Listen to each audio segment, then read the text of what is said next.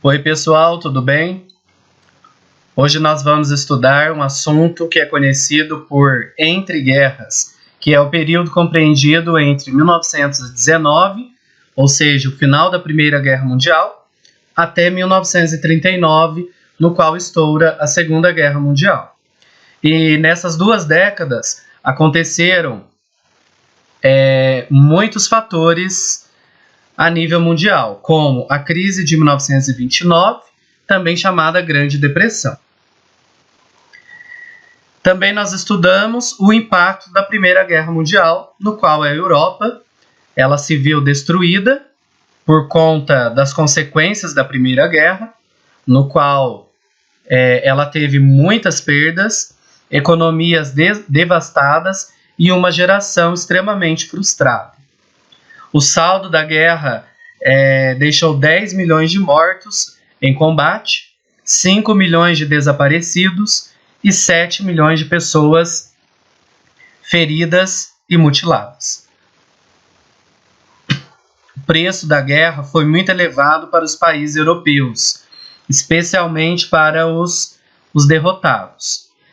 Não se mediram esforços nem controlaram gastos com os combates. Na verdade, se imaginava que os custos da guerra seriam pagos pelo inimigo derrotado, o que não foi a verdade.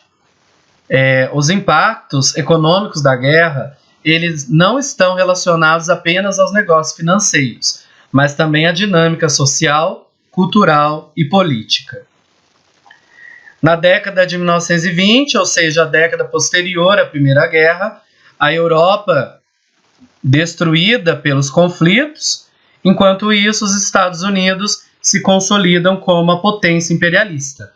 Estados Unidos que entram na Primeira Guerra Mundial no final dela e acabam mudando todo o percurso da guerra. O papel assumido pelos Estados Unidos transformou o mundo inteiro e trouxe um novo patamar com o surgimento e a consolidação do sistema capitalista.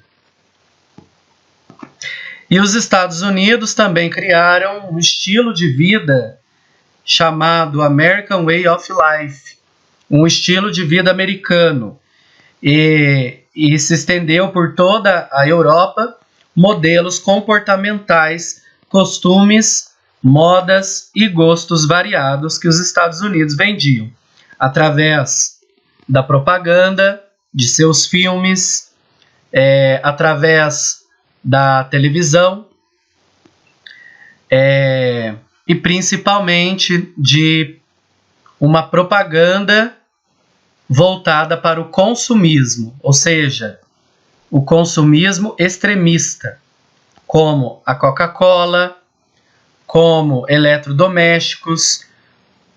Aqui também nós temos Nestlé, uma marca aí de chocolate. Aqui novamente a Coca-Cola. Percebam que são rostos de pessoas consideradas bonitas, consideradas belas, e elas que vendiam essa propaganda, esse produto. Aqui a típica família norte-americana realizando uma festa com um barco atrás, uma espécie de iate, piscina, bicicleta. Todos esses produtos eram vendidos nessa época.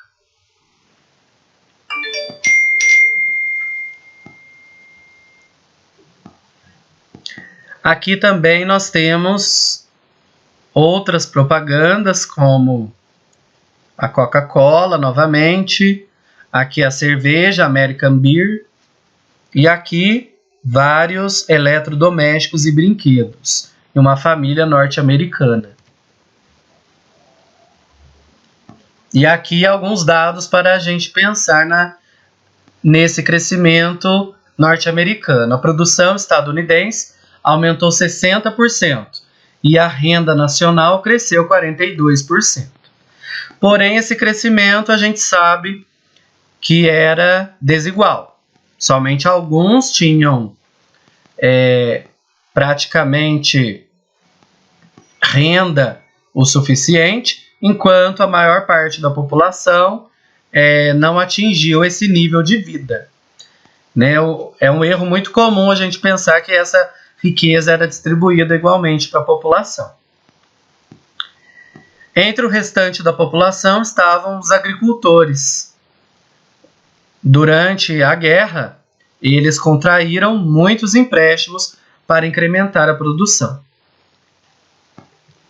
E além das dívidas, os agricultores dos Estados Unidos sofriam com a concorrência dos produtos do Canadá, da Austrália, da Argentina, aumentando a desvalorização dos preços.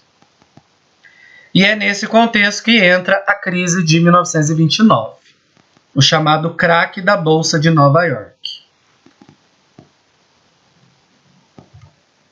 A economia possuía bases sociais frágeis, ou seja, baixos salários e muitos desempregados.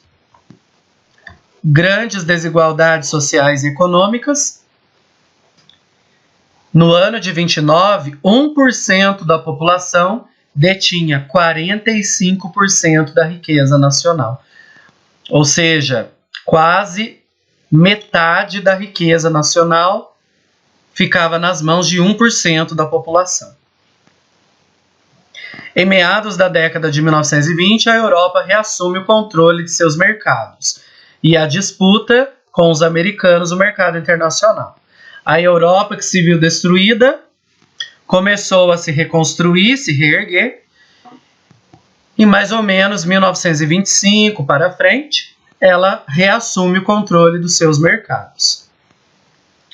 Os Estados Unidos continuam no mesmo nível de produção. E aí acontece uma crise na superprodução e subconsumo. Consequências disso: os agricultores perdem as terras hipotecadas para o banco e a bolsa de valores, no qual as pessoas que tinham dinheiro investiam nela, ficou superaquecida. Então a gente pode falar que a crise de 29 foi uma crise na superprodução e no subconsumo. Os armazéns e os mercados eram cheios de estoques de mercadorias que se acumulavam sem pessoas para comprar. A especulação financeira fez com que as ações de companhias praticamente quebradas fossem vendidas a preços extraordinários. Sem a regulamentação do Estado, do governo, o capitalismo oligopolista levou o mundo à beira da ruína. Como consequências do crack da Bolsa: falência de 9 mil bancos, 85 mil empresas, queda de 85% no valor das ações entre 1929 a 32, redução de salários de 60%, 13 milhões de desempregados somente nos Estados Unidos, e isso também aumentou uma paixão, uma idolatria pelos regimes totalitários como o nazismo e o fascismo. Crise econômica e recessão a níveis mundiais. Aqui nós temos uma fotografia da Wall Street, né, uma importante rua na cidade de Nova York durante a crise, durante a Grande Depressão. O crash da Bolsa. Em setembro de 1929, 40% do valor das operações do mercado financeiro americano eram especulativas. O crack da Bolsa aconteceu no dia 29 de outubro de 29, onde 13 milhões de ações ficaram encalhadas na Bolsa de Valores.